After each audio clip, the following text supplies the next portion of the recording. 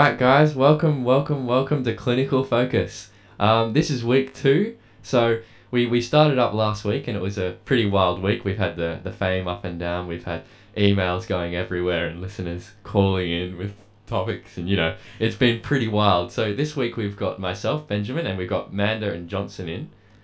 So guys, Manda. Welcome guys to the second episode of the show. Hi guys, how's it going? Looking forward to getting those questions in and answering them and summarising them for you. Welcome guys. Yeah, so this episode we're going to be talking a little bit about the clinical anatomy of the chest.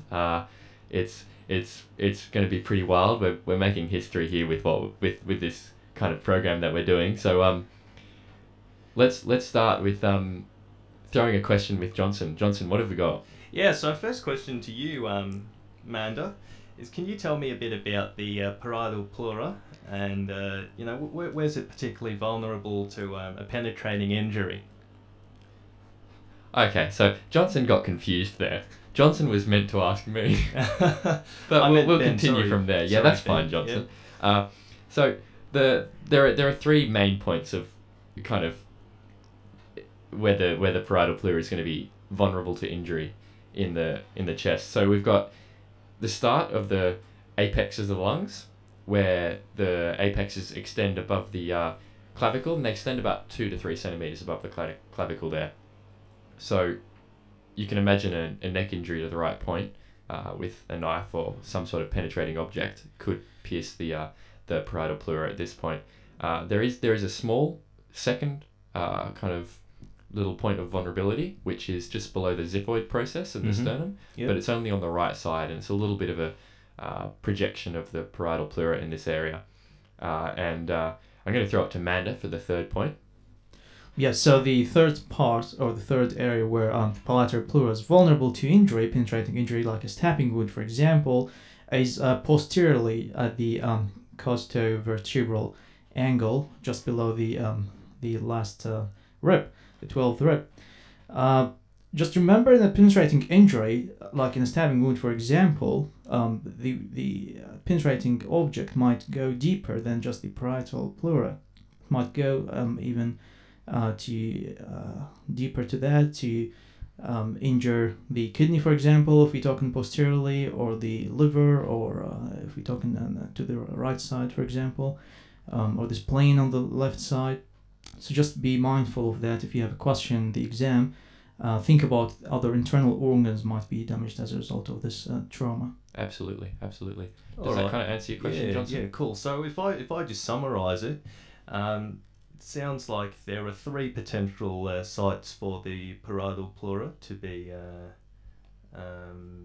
where the parietal pleura is particularly vulnerable to a penetrating injury. So we've got 3 sites, the first site being the cervical part of the pleura, and so any stabbing injury to the neck might risk injuring that bit of the pleura. And that's the apices of the lungs there that are at risk, yeah. Yep. The second part would be just the right-hand side of the pleura, just below the xiphoid process. Yeah, absolutely. And the reason for that is because you've got the cardiac notch on your left, so you miss it. So you don't have the projection on the left. Yep. And the third potentially vulnerable site would be posteriorly at the costovertebral angle, which is just where the parietal pleura comes down a bit below the T12 vertebra. Absolutely. Okay. And since we're talking about this topic, let's mention some of the complications of a penetrating wound to the pleural cavity. For example, if you puncture the parietal pleura, then air will be introduced to the pleural cavity, and that can result in pneumothorax. For example, a tension pneumothorax, which is a variety of pneumothorax, is a life-threatening situation and should be recognized early and treated appropriately. And we're going to touch on this later on. Hemothorax, which is like blood in the pleural cavity, is another serious complication, and to resolve this, we usually put a tube to drain any fluid or blood in the pleural cavity, and again, we're going to talk about this later. Sure. All right. All right. So if I could move on now and just ask you a bit about the innervation of the parietal pleura and compare that with the visceral pleura, can you give us an idea of how the innervation of those two membranes are different? Okay, so the parietal pleura, which is obviously the outside layer of pleura in the lungs, is very different in its terms of its nervous supply as opposed to the visceral pleura. So the parietal pleura is quite rich in its nervous supply. It's quite important that the body recognizes kind of injuries or vulnerability to this tissue, as opposed to the visceral pleura, which is, I suppose, less important in that sense. So we could start with the parietal pleura. There's a whole different range of nerve supplies, and this influences where you might feel pain, and it influences how that pain projects. So with the parietal pleura, there's a whole range of nerve supplies. We could start with the costovertebral part of the parietal pleura, which is basically the part that overlies the ribs on the lateral side, posteriorly, anteriorly, and that's mainly supplied by the intercostal nerves. So if you're getting referred pain from this parietal pleura, this section of the pleura, say you've got a stabbing injury to the parietal pleura on the lateral side of the body, you're going to get the pain referred down the dermatomes of the chest. So you're going to get it from posterior around to the anterior part of the chest, along the lines of the intercostal nerves. It's important to note, I suppose, that there is an enormous amount of overlap of the intercostal nerves. So any penetrating injury or any injury that's going to stimulate these nerves is not going to stimulate just one dermatome. It could go over a spread of several dermatomes. And it's important to recognize this in a clinical situation. There are other parts of the parietal pleura, and to keep it very simply, that we can overall say that the diaphragmatic part of the parietal pleura, which is the part that sits over the diaphragm, which is innervated by the phrenic nerve, C3, 4, 5 of the nerve roots. And the way you can remember that is, C3, 4, 5 keeps the diaphragm alive. So we know the phrenic nerve that innervates the diaphragm is from the roots C3, 4, 5. But when you have the nervous supply to the diaphragmatic pleura, which is a section of the parietal pleura, this goes along the nerve root C4, not 3, 4, 5, but just C4. So the referred pain to an injury here is referred to the shoulder tip, which is where basically the nerve root C4 is a dermatome. Okay. Yeah. So does that explain why people with heart pain, or people who have chest pain, or people who have heart attacks will usually present with pain in the shoulder areas? That's one of the underlying concepts of how referred pain works. You got to look at the nerves and their dermatomal distributions and kind of imagine where the pain might project itself. Fundamentally, you can do this with most of the parts of the body, but in terms of the diaphragmatic pleura, especially, we can isolate that to the shoulder tip. As I mentioned, the costovertebral pleura can be isolated to the nerve roots along the intercostal dermatomes, and there are other parts of the parietal pleura, such as the mediastinal section of the parietal pleura down the internal chest cavity, which is often referred to C3, 4, 5 kind of area. So shoulder tip once again, but down the arm a little bit, and a little bit up the side of the neck. Does that kind of answer your question? Yeah, definitely. Was there anything that you wanted to add, Manda? Well, just a few conditions that cause irritation of the diaphragmatic pleura.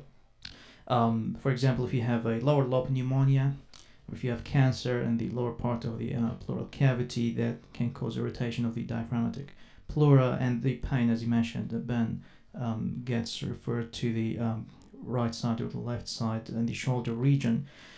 Similarly, if you have irritation or disease in the upper abdominal organs, for example, the liver on the right side, if you have a ruptured spleen on the left side, if you have cholecystitis, which is inflammation of the gallbladder, the pain sometimes gets referred to the chest through the same principle. There's irritation of the diaphragm, and the pain is referred to the chest. So these are just a few examples of conditions that might present as a chest pain, but in fact the pathology is not in the chest, it's in the upper abdominal region.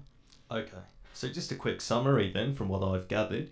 We've got parietal pleura, which can be broken up into 4 different bits. You've got your costal part, you've got your mediastinal part, the diaphragmatic part, and the cervical pleura. And you've also got your visceral pleura. Now, our parietal pleura gets innervation from somatic nerves, and an important bit of the parietal pleura to think about is the mediastinal surface of the parietal pleura, which gets its innervation from the phrenic nerve, C345, and people who have chest pain or people with heart attacks will get referred pain to areas of the dermatomes which correspond to C345, and that corresponds to the shoulder tips and the arm. And yeah, I suppose it's worth noting that nothing in anatomy is absolute. So we can say this as a general principle, but every patient's going to be different, and every patient we must consider variables. You mentioned the mnemonic C345, keep your diaphragm alive.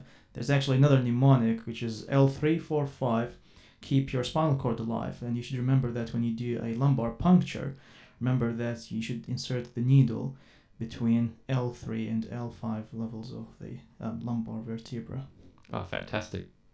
Cool. All right then. If we could move on to explaining, what happens when we get air or fluid or blood in the pleural cavity. What are the complications there? Well, we'll just start by saying that's a bit ridiculous. Was that a joke? Yeah, I'm sure you didn't get it, Johnson. All right, sorry. So can you explain to me, what happens when we've got accumulation of air, fluid, or blood in the pleural cavity? Well, exactly. Well, remember that the pleural cavity usually has a very small amount of fluid in it, just to facilitate the movement of the 2 layers of the pleura, the parietal and the visceral pleura, against each other during respiration. But if you have, huge amounts of fluid or blood or air in the pleural cavity, that's considered pathological. Right. And the significance of that is if you have a large amount of blood or fluid or air, this compromises the normal function of the lung. So the lung cannot expand fully, right. And this interferes with your normal respiration.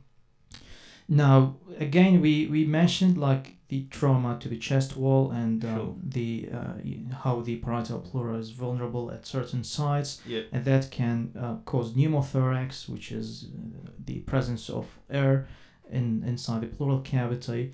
Now, there are 2 types of pneumothorax. You have just the normal pneumothorax, where you have a small amount of air in the pleural cavity, and this is usually not a life-threatening situation. Okay. But another variety is called tension pneumothorax. In this situation, you have a injury to the chest wall, and you have a hole. But that hole acts as a valve, as a one-way valve. Sure. So what happens that every time you take a breath in, air gets inside the pleural cavity, but it cannot escape. It stays there.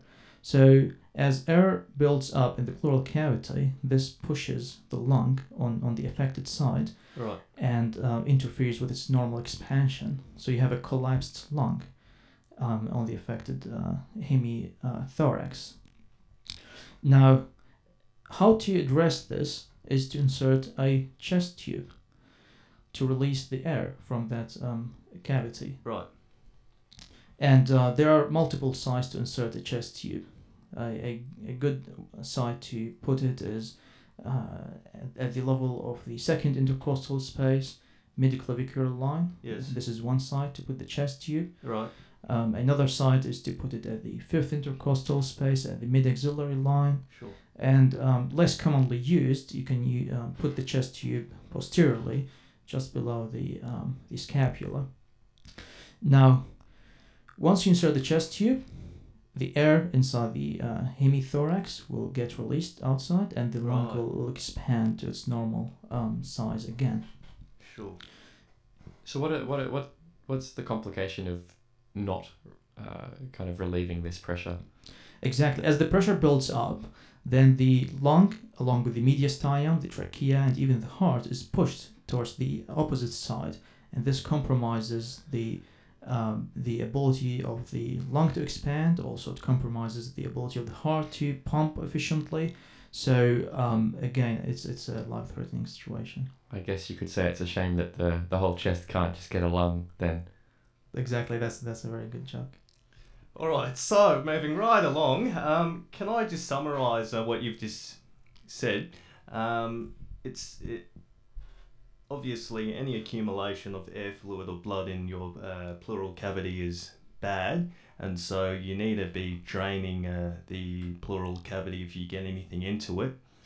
So depending on which approach suits the patient, you choose different sites of drainage. So anteriorly, you want to be draining in the mid-clavicular line, in the second intercostal space. And I guess the muscles which you would go through would be the pec major, pec minor. If you need to go in on the side, you choose the fifth intercostal space in the mid-axillary line, and you'd be piercing through serratus anterior. And also less commonly, if you need to, go through posteriorly, you can go in along the scapular line. Is that correct, Amanda? That's absolutely correct. We actually forgot to talk about fluid or blood in the pleural cavity. Sure. Now remember, if you have fluid or blood, due to gravity, blood or fluid will accumulate in the lowermost part of the pleural cavity. Now, a better way to drain this fluid in a process called, or in a clinical procedure called thoracocentesis. Thoraco refers to the thorax, and centesis, sucking up fluid or air from a cavity. So thoracocentesis is the process in which you withdraw any abnormally accumulated fluid or blood from the pleural cavity. So the accurate or the best site to put a tube to drain that fluid is the fifth intercostal space in the mid-axillary line. Right, okay. What kind of things do you have to consider when you are putting that in though? That's a very good question, because you need to put the tube and make sure not to damage any structures as you put this tube. Well, you're putting the tube in a pleural cavity, you have the lungs there, so you make sure that you avoid the lungs. Also, try not to damage any of the intercostal structures, for example, the intercostal nerves or vessels. And we know that the intercostal space, right, which is the space between two consecutive ribs, has muscles in it. So can you, Johnson, name these muscles to me? So, off the top of my head, what was your question again? Sorry. So the muscles that are located in the intercostal space of the. Yeah, so we have fifth intercostal space. Are you talking about the mid-axillary line? Yeah, let's talk about this. Yeah. All right. So if we think about the structures that we pierce, so obviously we've got skin to go through first, then we've got our subcutaneous tissue, and then would you hit the serratus anterior? After hitting serratus anterior, you'd get into the intercostal muscles, which would be your external, your inner, and your innermost muscles. You're close, Johnson. Luckily for our viewers, we can assure them that Johnson only wants to be a GP, but with the intercostals, the correct anatomical pronunciation. GPs are very important people. They're the first line of defence to protecting the rest of the doctors. But we'll just correct you there. We've got the external intercostals, the internal intercostals, and the innermost intercostals. That's what I said. Close. You were close. Exactly. So let's go back to your topic here. So you have the intercostal nerves and vessels, and they usually, you find them between the middle and the innermost layers. So between the internal intercostal and the innermost intercostal muscles. Right. Now with these structures, the accurate arrangement of these structures is you have the lowermost structure, which is the nerve, the intercostal nerve, and then followed by the which structure comes next? The artery. Exactly. Johnson. So the artery. There's the Right, artery okay. And there's that mnemonic, NAV. Exactly. So N for nerve, A for artery, and V for vein. Right. And this is like upside down, so we're talking from inferior to superior. And these structures are usually closer to the lower margin of the corresponding rib. So if you want to insert a chest tube, to drain fluid or air or blood in the pleural cavity, make sure to avoid these structures. So the best site to put this tube in is near the upper border of the rib below, to avoid these structures. So we know there are two neurovascular bundles. We've got one just on the upper border of each rib and one on the lower border. Why would we want to hit the upper border then, though? Exactly. Well, eventually you'll have some bleeding. That's like inevitable. But just to minimize any damage to the main bundle, not the collateral branches, we usually put the chest tubes either in the middle or towards the upper border of the rib below. So that if anything is punctured, it's only the collateral bundle, not the actual main bundle. Exactly. Okay, so does that answer everything you wanted to know, Johnson? Yeah, it certainly does. I've just got a few more questions. What about, when people say inhale material, what happens to that inhaled material? What course does it follow? So what kind of materials are you talking about here? So, for example, if someone chokes on a piece of apple, what's the course of that piece of apple? Well, a piece of apple, let's face it, let's think about the size of a piece of apple that's going to get caught in the throat.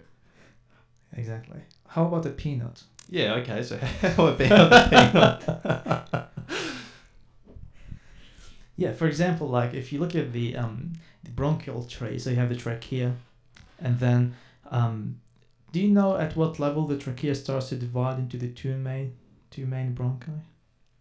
Yeah, I know this one. It's T4-5, so it's at the level of T4-5 posteriorly, which also corresponds to the sternal angle. Exactly, yeah. So make sure to know what happens at the sternal angle. The T4-5 level is very important. We have a lot of structures, a lot of events that happen there, and one of them is the trachea that divides into the two main bronchi. Maybe we could quickly digress and talk about that. Exactly. So we mentioned the trachea is dividing into the two main bronchi, the right and the left, and then we have the beginning and the end of the arch of aorta. Yes. It's very important here. You can mention the ligamentum arteriosum as being one of the structures in this region at this level as well. And we know that this ligament connects the arch of the aorta with the pulmonary trunk. So why would that be a thing? Why do we have the ligamentum arteriosum? Well, it's a embryological remnant of the ductus arteriosus. During development, usually there's a duct between the pulmonary trunk and the aorta, the arch of the aorta, and during birth this duct closes, and the remnant of it is called the ligamentum arteriosum. And there's no actual significance to this ligament apart from the fact, just be mindful that the recurrent laryngeal nerve on the left side passes next to this ligament, and this has some surgical applications. For example, if you do vascular surgery or cardiothoracic surgery near this region, just remember that not to damage this vital nerve which supplies some of the vocal cords and the pharynx and larynx. Now going back to, what was your question again? So let's say, for example, someone chokes on a peanut. The peanut, yes. Yep. Peanut. Yes, the peanut question. Now, again, the trachea divides into right and left main bronchi, and the right bronchi is actually more vertical, and the left one is more horizontal. Mm-hmm. So the small objects like the peanut, for example, can get all the way through the right bronchus, and then perhaps it can go further to other divisions of the right main bronchus. Oh, okay, great. And maybe one last question about the lymph drainage of the lungs. I remember hearing someone mentioning bronchoscopy, and how is lymph drainage of the lungs related to bronchoscopy? Well, bronchoscopy is a procedure through which you insert a small camera all the way through, your trachea and, the main bronchi, and try to visualize the tracheal tree through a camera. Just, searching for any pathology, any objects, abnormal objects, any bleeding, any indication of enlarged lymph nodes, which might indicate, cancer or malignancy. Now, we do this procedure routinely just to check if there's anything abnormal with the respiratory system. Now, you mentioned the lymph drainage of the lungs. Now, at the site where the trachea divides into right and left main bronchi, this site is called the carina. Right. Now, the carina is very important because just below or beneath the carina, we have a group of lymph nodes, and they are known as the inferior tracheobronchial or the carinal nodes. And these nodes, they drain from both lungs. So if you have pathology or malignancy that involves one or both lungs, these lymph nodes will drain lymph from that pathological site, and then they get enlarged, the lymph nodes. Oh, okay. And as they enlarge, they push against the two main bronchi, and they widen the angle. And this is known as widening of the carina or the carina. And this is detected usually through bronchoscopy. Oh, okay. So bronchoscopy would be an indirect way to measure, say, cancer metastasis, because if you get enlarged lymph nodes, right, you're going to get a different angle at the level of the carina. Is that right? Exactly. Yeah. Cool. Well, bronchoscopy is one way to indicate or to search for pathology or malignancy. We usually do X-rays in patients with whom we suspect respiratory pathology, and on an X-ray you find more detailed information. Okay, so let's get back on track with our second part of the show, and I believe Johnson is going to lead the questions here. Yeah, so I've just got a few more questions on the thorax. First question is about the significance of a deviation of the trachea. Can one of you explain that to me? Okay, so with the trachea, you make on an X-ray, you should make sure that the trachea is in the midline. Right. And in the event that you suspect that the trachea has deviated to one side or the other, then you ask yourself what might be the cause. And there are two types of pathologies. You have one type of pathology that causes tracheal deviation towards the same side of the pathology or towards the opposite side. Okay. So if we talk about diseases or conditions that cause tracheal deviation towards the same side of the disease, right, then we might mention, for example, collapse of a part of the lung, which is also known as atelectasis, which is a medical condition in which bronchioles, one of the bronchioles is blocked, so air cannot go to a segment of the lung, so that segment eventually will collapse, and the trachea will deviate towards that side of the thorax. We have a pneumonectomy, which is a surgical removal of part of the lung, and again the trachea deviates towards that side. We have pleural fibrosis due to chronic inflammatory diseases. Again, the trachea will deviate towards that side as well. Less common conditions, like for example agenesis of the lung, which is like the underdevelopment of the lung, which is a congenital condition. This is highly uncommon. Now, on the other side, we have conditions that cause tracheal deviation towards the opposite side. For example, if we talk about pneumothorax, so as pressure builds up in one side of the thorax, then the trachea, the mediastinum, and including even the heart, will be pushed towards the opposite side. Pleural effusion rarely causes tracheal deviation unless you have like really huge amounts of fluid in the pleural cavity. Right. Large masses, for example, like cancer or tumor, can also cause deviation of the trachea towards the opposite side. So as you look at an X-ray and you see tracheal deviation, you should be able to list these causes in your mind and try to rule them in or out as you look at other forms of investigations, or you look at the history from the patient. I suppose other things you could think of is a more lateral way of thinking, maybe patient conditions such as kyphoid or scoliosis, kyphoid kind of curvature of the vertebrae, or a scoliosis might cause a different deviation of the trachea, and this you'd obviously pick up in an X-ray or even pick up on examination of the patient. Exactly. Oh, okay. So just a quick summary then. If you've got deviation either towards the diseased side or the non-diseased side. Now, if you've got deviation towards the diseased side, this can be due to a pleural fibrosis, a pneumonectomy, agenesis of the lung, or what's that word? Atelectasis. Atelectasis. All right. And if it's deviated away from the diseased side, that will be indicative of a pneumothorax, a large mass, so a tumour, or very rarely a pleural effusion. Is that right, guys? Yeah, but you've got to make sure you consider all the signs and symptoms. This is just a first line indicator of something going wrong. So they're not technically indicative or absolute signs. Sure. You've got to consider the whole patient. Yeah. I also remember during our clinical skills check, a quick way of having a look at the deviation of the trachea is just to palpate above the suprasternal notch. Exactly. This is part of examination of the patient. Fantastic, Johnson. Thanks for that contribution.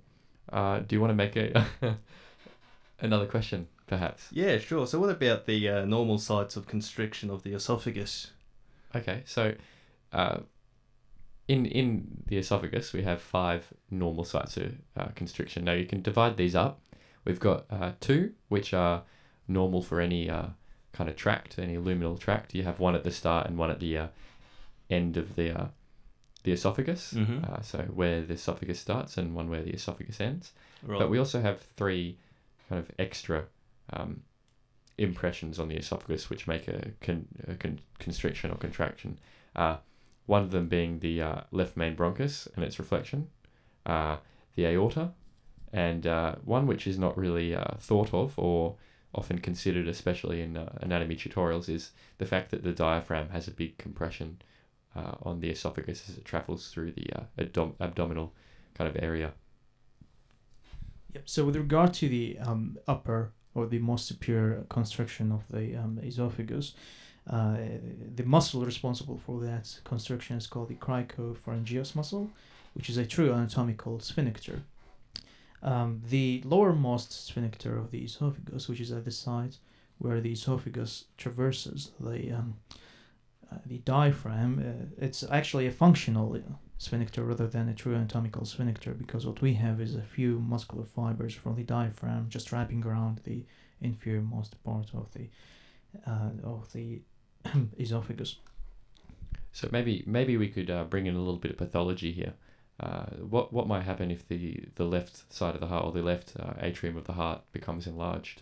Exactly. So a very just short scenario. So if you have someone with rheumatic fever as part of past history when that person was a child, then it's more likely that the patient will develop pathology that involves valves on the left side of the heart, typically the mitral valve. So those patients usually develop mitral stenosis, and as part of that, they have enlarged left atrium. And as the left atrium enlarges, by the way, the left atrium is the most posterior part of the heart. If you look at the lateral X-ray of the chest, you'll recognize that. So the left atrium, as it enlarges, it pushes against the esophagus and causes narrowing of the esophagus. And perhaps the patient might not present with anything apart from dysphagia, which is difficulty swallowing. So you need to investigate this as well. Okay then. So I guess it just, these sites of constriction are important because, if any food does get stuck, these would be the sites where you'd commonly find the piece of food. Okay. And what about pulmonary thromboembolus? Can someone tell me about that? Yeah, pulmonary thromboembolus, or just simply pulmonary embolism, shortly referred to as PA, is a medical emergency. Okay. It's a life-threatening condition that needs to be recognized early and treated appropriately. So, usually patients with PA, they have a history of deep vein thrombosis, and again, a thrombus is an accumulation of. A thrombus is a plaque, which is a accumulation of fat and cholesterol that causes stenosis in one of the deep veins or arteries in your body, and this is called a thrombus. And once the thrombus is dislodged and travels in your circulatory system, it's called an embolus. So this embolus can travel from anywhere in your body, especially from your veins, deep veins, and go all the way to your right side of the heart, and then from your right side of the heart it goes to your lungs, and once it gets into one of your pulmonary vessels and it causes blockage of that vessel, this condition is called PE, or pulmonary embolus. Gotcha. See, I always get confused between the difference between a thrombus and an embolus. Mm-hmm. So just to summarize what you've just said there, a thrombus is simply a blood clot, mm-hmm. right? And once that clot gets, once it travels in the bloodstream and lodges into a different site, it then becomes an embolus. Yep. Right. So you can think of an embolus as a traveling thrombus. Sure. Okay. But my question there, to get more philosophical with you boys, is, does an embolus have to be a thrombus? That's a very good question. The answer is no. The answer is no, exactly, because we have other types of embolism. We have air embolisms, like air can get inside your circulatory system due to trauma, or sometimes during delivery of a baby. And again, this air bubble, or also known as air embolus, can travel and lodge somewhere else. Also, we have another type, which is called fat embolus, in which if you have a fracture of one of your long bones in the body, for example, a femur, then part of your bone marrow can get into your circulatory system and then travels all the way. It can cause problems also. It's called fat embolus. Right, okay. So I guess I understand now why they always tell you to stand up on long flights, is to get your circulation moving around so that you don't get deep vein thrombosis and get a clot lodged somewhere where you don't want it to be lodging, right? Exactly. Okay. And can you tell me about atrial fibrillation and the potential paths of thromboemboli from the left atrium? Okay, so let's try and understand why Johnson's asking this, and we'll get into that because it seems like it's a bit of a tangent, but it's not. It is on topic of thromboemboli. So atrial fibrillation is one of the most common cardiac arrhythmias, but it may cause absolutely no symptoms at all, but it's often associated with palpitations, fainting, chest pain, or congestive heart failure, really. So the problem with it is, because there's such a lack of atrial contraction, it can result in some stagnant blood being left in the atrium or in the left atrial appendage, and this lack of movement can cause blood to form a thrombus. And because if we remember back to our cardiac physiology, one of the ways in which blood prevents thrombin or thrombus kind of formation is the steady flow of blood and the continual movement. So this embolus can proceed out of the left atrium and go into the systemic system, and it will keep traveling until it eventually plugs an artery. So it will go through smaller and smaller divisions of the aorta and the arteries that it travels through until it eventually plugs one, and this can result in end organ damage, which involves loss of nutrients, oxygen, and the ability to remove cellular waste products. So that's a general idea of the systemic effects. But if we think very seriously about an emboli going to the brain, which would lead to ischemic stroke, so an ischemic cardiovascular accident, which is what a stroke is known as, or a TIA, which is a transient ischemic attack, and that's a very very critical medical emergency.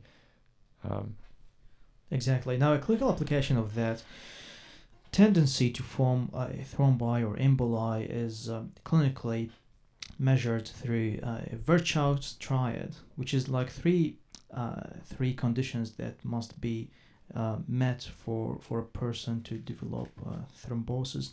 And the three conditions are blood stasis, which means that the blood is not flowing, it's just there, and endothelial damage, and hypercoagulability, so the tendency of the blood to It's form 12 clots. o'clock.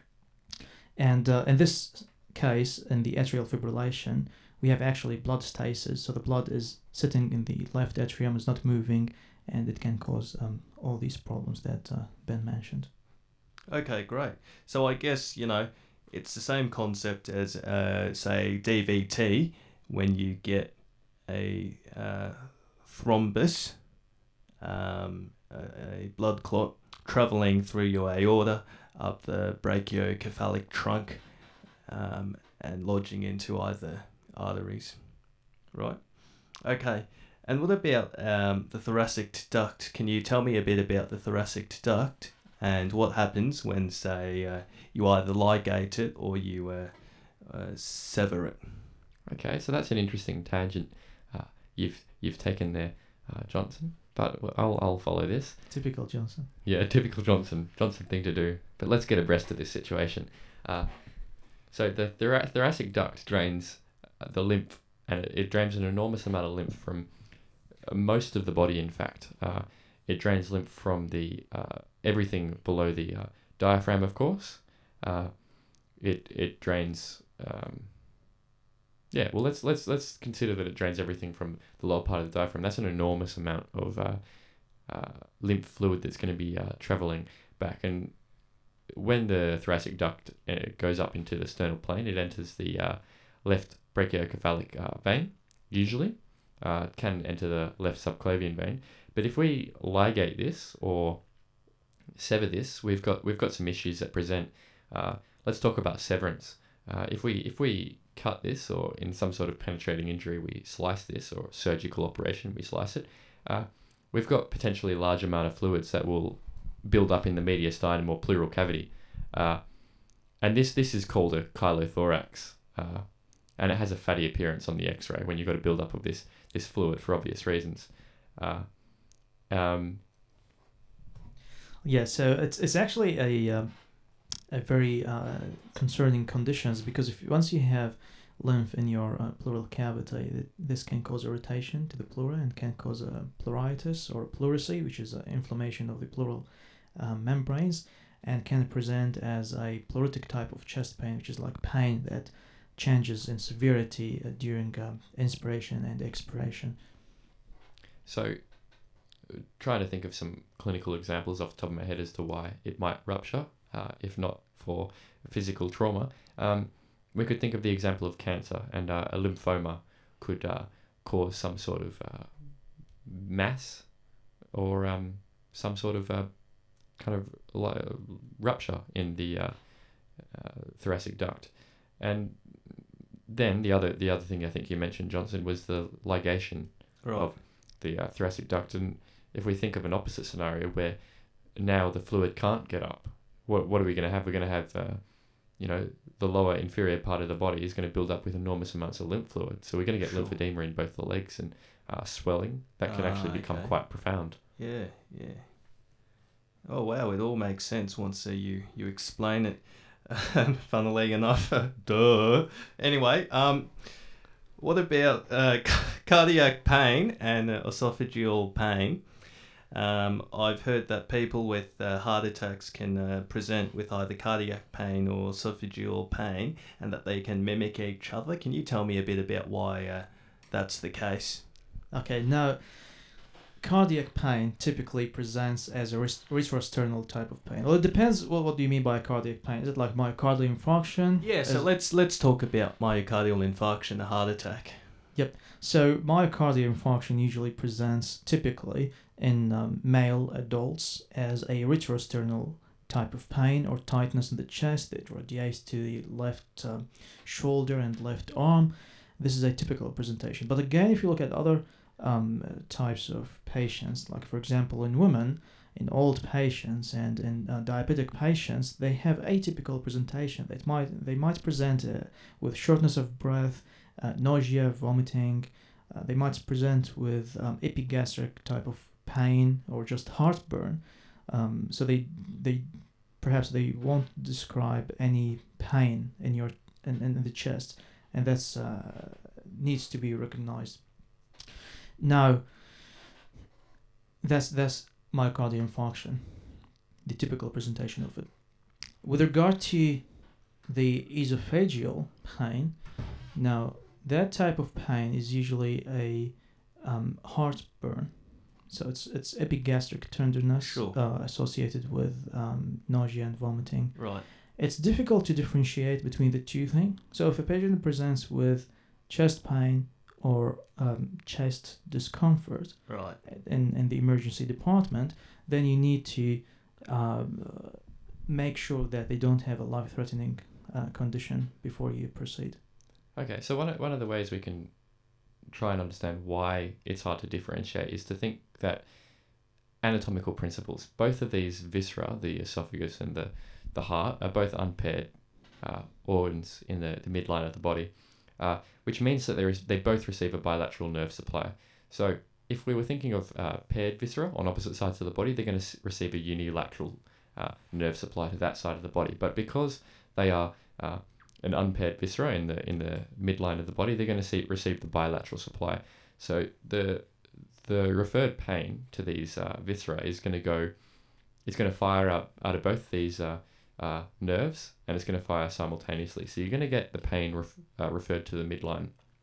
The problem with the esophagus and the heart is that the esophageal pain tends to be referred to the dermatomes over the lower part of the sternum, and that's the skin supplied by the T4 through T6 dermatomes, whereas the pain from the heart seems to be referred to the corresponding parts of T2 through T5.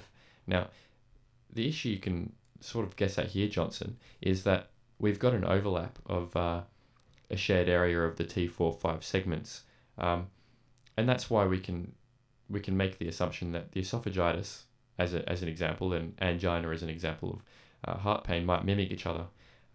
And it's important to consider this in clinical diagnosis, because one is obviously a medical emergency that requires immediate attention if you've got, let's say, a myocardial infarction.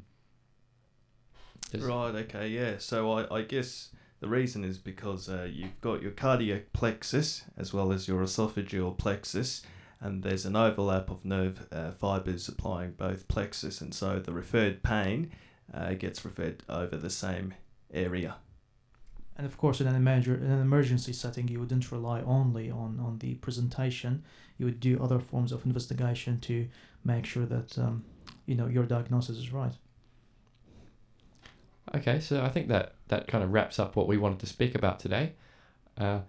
We thank Johnson for coming in with his questions. They were a little bit confusing at times, a little bit all over the place, but we accept that. We accept all forms, which leads me into my next kind of little segue. If you have something that you want to talk about on our show, or there's something that you want to bring up, we do encourage you to get onto the Facebook group, www.facebook.com/clinicalfocus. I've been led to believe is the address you can use. You can use clinicalfocus@gmail.com. Send us an email. We guarantee we'll get back to you within the month. And you can find out all our old podcasts and all the upcoming podcasts on www.youtube.com/clinicalfocus, as you may have guessed. So we thank Manda and Johnson for coming in today. It's been an absolutely fantastic show, full of wonderful things, history-making processes. So thank you, Manda and Johnson.